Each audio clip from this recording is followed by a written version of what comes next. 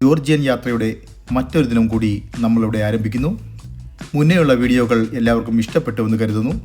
കാണാത്തവർ വീഡിയോകൾ എല്ലാം കാണാൻ ശ്രമിക്കുക. ചാനൽ സബ്സ്ക്രൈബ് ചെയ്യുക, ലൈക്ക് ചെയ്യുക, എല്ലാവിധ പ്രോത്സാഹനങ്ങളും നൽകുക.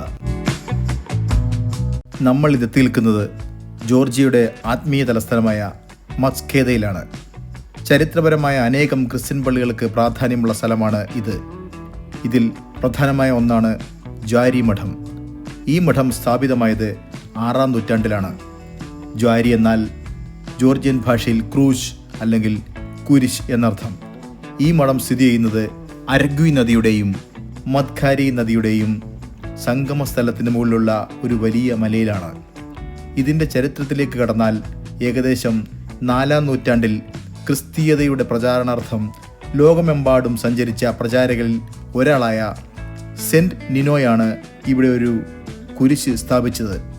പിന്നീട് 6-ാം നൂറ്റാണ്ടിൽ ഈ കാണുന്ന മഠം സ്ഥാപിച്ചത് കിങ് സ്റ്റെഫനോസ് ഒന്നാമനാണ്. ഈ ക്രോസ് ഡോം ആർക്കിടെക്ചർ ആണ് പിന്നീട് ജോർജിയയിലെ മിക്ക പള്ളികൾക്കുമുള്ള മാതൃകയായി തിരഞ്ഞെടുത്തിരിക്കുന്നതും.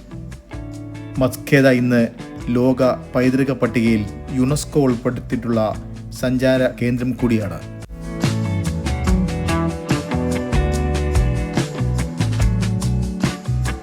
ഇതാണ് ഈ പള്ളിയുടെ ചെറിയ അൾത്താര. പ്രാർത്ഥിക്കാൻ അവിടെ സൗകര്യം ഒരുക്കിയിട്ടുണ്ട്. പ്രാർത്ഥിക്കാൻ വേണ്ടി ഭക്തർ അവിടെ കൂടുന്നുമുണ്ട്.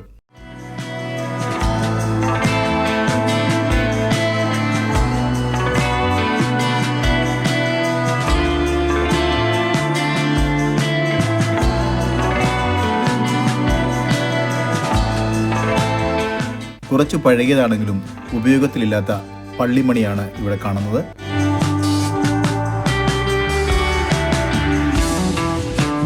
ഇക്കാണുന്നത് അരഗ്വി നദി മിത്ക്വാരി നദിയുമായി മസ്കേദയിൽ സംഗമിക്കുന്ന പ്രദേശമാണ്. ഗ്രേറ്റ് കോക്കസസ് പർവ്വതങ്ങളിൽ നിന്നും ഉത്ഭവിച്ച് 112 കിലോമീറ്റർ ഒഴുകിയെത്തി മിത്ക്വാരി നദിയിൽ ചേരുന്ന അരഗ്വി നദി. മിത്ക്വാരി നദി ജോർജിയയുടെ പ്രധാന നദിയാണെന്നും പറയാം. ദൈർഘ്യം 1515 കിലോമീറ്റർ. തുർക്കിയിലെ കോക്കോർ മലനിരകളിൽ നിന്നും ഉത്ഭവിച്ച് ജോർജിയയിലെ വലിയ പട്ടണങ്ങളായ തിബിലിസി, ഗോറി, റുസ്താവിൽ കൂടി ഒഴുകി അർമേനിയയിലെ യെരവാൻ നഗരത്തിൽ കൂടി ഒഴുകിയെത്തി അസർബൈജാനിലെ കാസ്പിയൻ കടലിൽ വന്നു ചേരുന്നു. ജ്വാരി മഠത്തിൽ നിന്ന് നോക്കിയാൽ ഈ രണ്ട് നദികളുടെയും സംഗമം കാണാം. രണ്ട് വ്യത്യസ്ത നിറങ്ങളിൽ കൂടിച്ചേരുവാൻ വിസമ്മതിക്കുന്ന ജലപ്രവാഹത്തെ നമുക്കവിടെ ദർശിക്കാൻ സാധിക്കും. അരഗ്വി നദിയാണ് ഇളം നീല നിറത്തിൽ കാണുന്നത്. പർവ്വതങ്ങളിലെ മഞ്ഞുരുകി മഴവെള്ളത്തോടൊപ്പം ചേർന്ന് ഒഴുകുന്നതിനാലാണ് അരഗ്വി ഈ നിറത്തിൽ കാണുന്നത്. മിത്ക്വാരി നദി കൂടുതൽ ചെളി കലർന്ന വെള്ളമായതിനാൽ തവിട്ട് കലർന്ന നിറത്തിലും കാണപ്പെടുന്നു. ഈ സംഗമത്തിൽ പോലും അരഗ്വിയും മിത്ക്വാരിയും ഒരേപോലെയാകുന്നില്ല. ഈ രണ്ട് വ്യത്യസ്ത ദ്രവ്യങ്ങൾ പലപ്പോഴും പൂർണ്ണമായും മിശ്രിതമാകാതെ നേരെ ഒഴുകാൻ വേണ്ടി ശ്രമിച്ചുകൊണ്ടേയിരിക്കുന്നു. ജോർജിയയിലെ കുറച്ച് ഉൾനാടുകളാണ്. സഞ്ചാരികളെ കാത്ത് കുറച്ച് സോവനീറുകളൊക്കെ വിൽക്കുന്ന കുറേ കടകളുണ്ട് ഇവിടെ. ഒരു വൈൻ ഐസ്ക്രീമൊക്കെ കഴിച്ചുകൊണ്ട് ആ സ്ട്രീറ്റിലെ കാഴ്ചകൾ കുറച്ച് നമുക്ക് കാണാം. ഇവിടെ നിരവധി സാധനങ്ങളാണ് തദ്ദേശീയരായ നാട്ടുകാർ വിൽക്കാൻ വെച്ചിരിക്കുന്നത്. സഞ്ചാരികളെ കാത്ത് രണ്ട് വശത്തും അവർ കാത്തു നിൽപ്പുണ്ട്. ഇതാ നമുക്ക് കാണാം. തൊപ്പികൾ, കുടകൾ, ബാഗുകൾ, ചെരുപ്പുകൾ, അലങ്കാര വസ്തുക്കൾ, ഇതെല്ലാം വൂളിൽ നിർമ്മിച്ചാണ്. അതായത് ചെമ്മരിയാടിൻ്റെ ആ വൂളിലാണ് ഇതെല്ലാം നിർമ്മിച്ചിരിക്കുന്നത്. ഇവിടുത്തെ തണുപ്പിനെ പ്രതിരോധിക്കാൻ വേണ്ടി മാത്രമാണ് ഇങ്ങനെയുള്ള തുണികളും ഇങ്ങനെയുള്ള എല്ലാം അവർ ഉപയോഗിക്കുന്നത്. രണ്ട് സൈഡിലും പല പല കരകൗശല വസ്തുക്കളുണ്ട്. അവർ കാത്തിരിപ്പുണ്ട്. സഞ്ചാരികൾ വളരെ കുറവായിരിക്കും, തണുപ്പുണ്ട്, അതുകൊണ്ടായിരിക്കാം കാത്തിരിപ്പുണ്ട്. എല്ലാവിധ സാധനങ്ങളും ഈ ഒരു സ്ട്രീറ്റിൽ നമുക്ക് ലഭ്യമാകും. ഇവിടെ എനിക്ക് ആകർഷകമായ ഒരു കാര്യമുണ്ട്. രണ്ട് വശങ്ങളിലും കച്ചവടക്കാരുണ്ട്. അവർ നമ്മളെ കാണുന്നുമുണ്ട്. നമ്മളെ ആരെയും മാടി വിളിക്കുന്നില്ല. നമുക്ക് ഇഷ്ടമുണ്ടെങ്കിൽ ചെല്ലാം, ഇഷ്ടമുണ്ടെങ്കിൽ നോക്കാം. നോക്കിയിട്ട് വാങ്ങുന്നില്ലെങ്കിൽ പോലും അവർക്ക് യാതൊരു പരിഭവമില്ല. നമുക്ക് പോരാം. ഒരു പ്രശ്നമുള്ള ഒരു ജനതയല്ല ഇവിടെ ഉള്ളത്. എല്ലാത്തിലും നമ്മളോട് സഹകരിക്കുന്ന ഒരു നല്ല ജനത, നല്ല കൾച്ചറുള്ള ഒരു ജനതയാണ് ഇവിടെ ഉള്ളത്. ഇതൊരു കളിപ്പാട്ടമാണ്. ഇവിടെ ഒരു കടക്കാരി ഇരിപ്പുണ്ട്. നമ്മളെ ശ്രദ്ധിക്കുന്ന പോലുമില്ല. നിങ്ങൾക്ക് വേണമെങ്കിൽ നോക്കാം, നിങ്ങൾക്ക് വേണമെങ്കിൽ വാങ്ങാം. വാങ്ങിയില്ലെങ്കിലും അവർക്ക് യാതൊരു കുഴപ്പമില്ല. ഇവിടെ വളരെ വ്യത്യസ്തമായ കുറേ ജാക്കറ്റുകളാണ് പ്രദർശിപ്പിച്ചിട്ടുള്ളത്. ഇവിടെ കണ്ടാൽ ശ്രദ്ധിക്കാം, ഇത് കുറുക്കനാണ്. ഇത് ഒറിജിനൽ കുറുക്കൻ തന്നെയാണ്. കണ്ണ് മാത്രം അത് പ്ലാസ്റ്റിക്കാണ് വെച്ചിരിക്കുന്നത്. ബാക്കി എല്ലാം ഒറിജിനൽ തന്നെയാണ്. നല്ല ഉണക്കിയെടുത്ത ജാക്കറ്റുകളാക്കി ഇവർ പ്രദർശിപ്പിച്ചിട്ടുണ്ട്. തൊപ്പിയുണ്ട്, സ്കാർഫുണ്ട്, അങ്ങനെ പലവിധ സാധനങ്ങൾ ഇവർ തണുപ്പിനെ പ്രതിരോധിക്കാൻ വേണ്ടിയാണ്. ഇത് നമുക്ക് അലങ്കാരമായിട്ട് ഉപയോഗിക്കാനുള്ളതുകൊണ്ട് യഥാർത്ഥ കുറുക്കൻ തന്നെയാണ്. കാലുകളൊക്കെ അതുപോലെ തന്നെ ഉണങ്ങിയതാണ്. കറക്റ്റായ രീതിയിൽ നമുക്കിത് പേടി തോന്നുന്ന വിധമാണ് ഇവിടെ പ്രദർശിപ്പിച്ചിട്ടുള്ളത്. വളരെ വളരെ ക്ലീനാക്കിയ ഒരു സ്കിന്നാണ് ഇവിടെ ഉള്ളത്.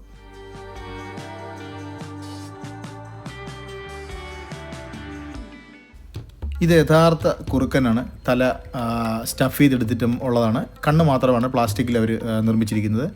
ഇവിടെ ഈ രാജ്യങ്ങളിലൊന്നും ഇങ്ങനെയുള്ള വന്യമൃഗങ്ങളെ കൊല്ലുന്നതിനോ ഒന്നും യാതൊരു നിയമ തടസ്സവും ഇല്ല. അതുപോലെയാണ് ഇവിടെ കാണുന്ന ഈ കാട്ടുപോത്തുകളുടെ കൊമ്പുകൾ, മാൻ്റെ കൊമ്പുകൾ, ആടിൻ്റെയും ഒക്കെ കാളയുടെയൊക്കെ കൊമ്പുകൾ അവരിത് വൈൻ കുടിക്കാൻ വേണ്ടി ഉപയോഗിക്കുന്നത്. എല്ലാ കരകൗശല വസ്തുക്കളും ഇവിടെ ഉണ്ട്. ഇവിടെ ഹണ്ടിങ് എന്ന് പറയുന്നത് നിയമാനുസൃതമായിട്ട് സാധ്യതയുള്ളതാണ്. മറ്റ് മാലകൾ, എല്ലാവിധ വസ്തുക്കളും ഇവിടെ ഉണ്ട്.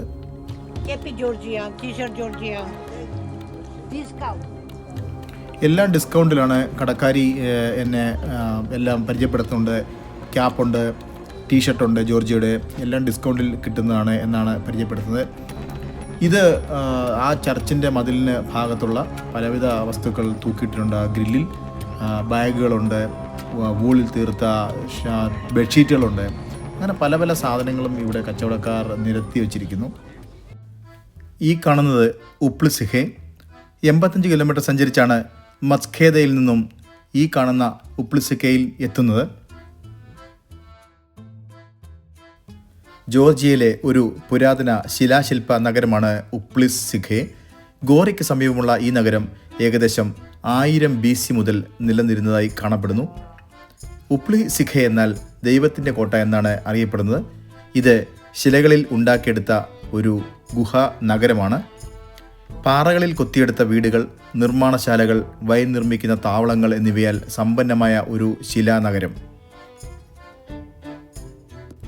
പാറയിടുക്കളുടെ 2 വശങ്ങളിലും ശിശിരകാലത്ത് ഇലകൾ പൊഴിച്ചു നിൽക്കുന്ന അനേകം മരങ്ങളെ കാണാം.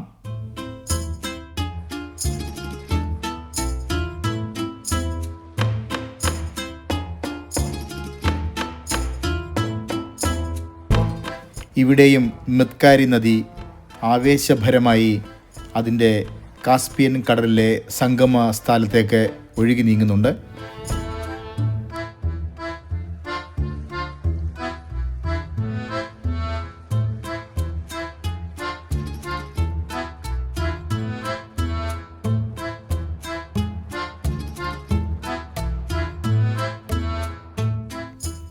ഉപ്ലിസിഹെ എന്ന പഴയ ശിലാശില്പ നഗരത്തിൻ്റെ കല്ലുപാകിയ വഴികളിലൂടെ നമുക്ക് ഒന്നുകൂടി മുന്നോട്ട് പോകാം. ഇവിടെയാണ് മലമുകളിലേക്ക് കയറാനുള്ള ഗുഹാ കവാടം. ഇതാണ് പ്രവേശന കവാടം.